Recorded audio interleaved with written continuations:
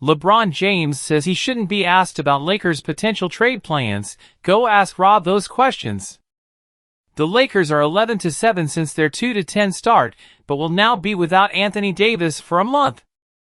LeBron James says he should not be asked about the Los Angeles Lakers' potential trade plans.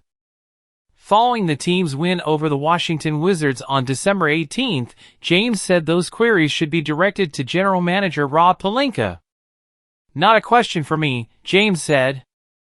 "I have no idea. When I'm playing, I show up, prepare, go to work and get my guys ready to go win a basketball game. I play the game, I'm not in the front office, so we'll see. But I'm focused on the game and is trying to win basketball games, especially when I'm out on the floor." Go ask GM Rob Pelinka those questions. Few topics have generated as many headlines and television/radio/podcast conversations as the Lakers' options for a trade. The initial discussions all focused on Russell Westbrook, but he has played well enough off the bench in recent weeks that he seems unlikely to be moved. Whether Westbrook is included or not, any move the Lakers make for a significant upgrade would have to include one or both of their widely coveted first-round picks in 2027 and 2029. Whether the Lakers will actually move those picks has been the million-dollar question.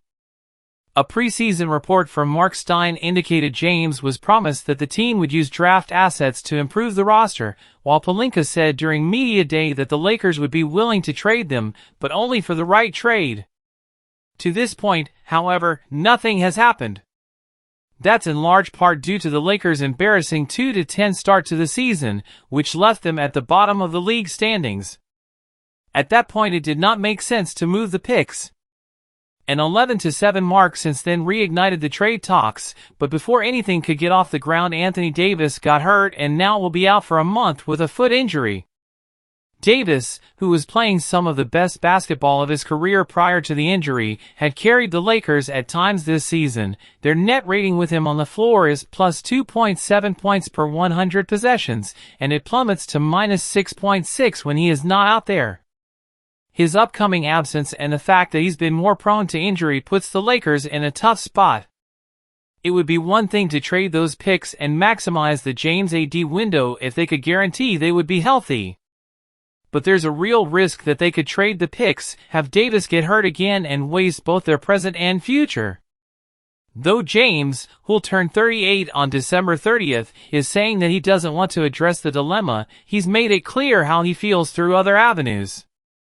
A report from Bleacher Report stated that James does not want to waste a season of his high-level playing days. During a special episode of The Shop, in November, James was discussing Green Bay Packers quarterback Aaron Rodgers and said, "If you have a transcendent franchise player like Aaron Rodgers, why wouldn't you surround that, when you got the picks, to maximize what he can do?" That statement certainly seemed to be a reference to the Lakers. The trade deadline is not until February 9th, so the Lakers still have about 2 months if they wanted to pursue the avenue. But if they struggle in the interim without Davis and drop back down the standings in the West, it may not be worth making a deal once he gets back.